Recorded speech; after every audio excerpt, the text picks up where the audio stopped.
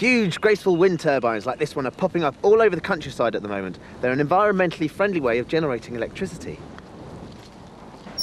To choose a wind farm site, you first need to measure the wind speed, and to do that, you need to put up a temporary wind speed meter. It sits at the top of a tall mast like this, which is held up by metal guy ropes.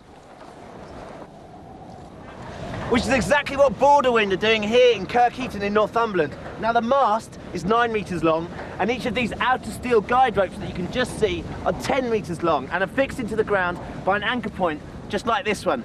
The question is, how did the engineers know where to place the anchor point in order that all the outer steel guide ropes remain taut?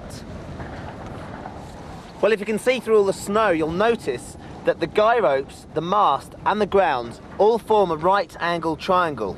Now, we know the guy rope is the longest side, so that's going to be the hypotenuse, so we'll label that C. The height of the mast we'll call A, and the length from the mast to the anchor point we'll label B. Now, we know that the guy rope is 10 metres long, so we can put that in. We know that the mast is 9 metres long, so that can go in as well. However, this time we don't know what B is. Now the thing with Pythagoras' theorem is that as long as you know the length of two sides of a right angled triangle, you can always work out the length of the third. Remember, a squared plus b squared equals c squared. This time we need to work out b. Rearrange the equation by subtracting a squared from each side, and you end up with b squared equals c squared minus a squared.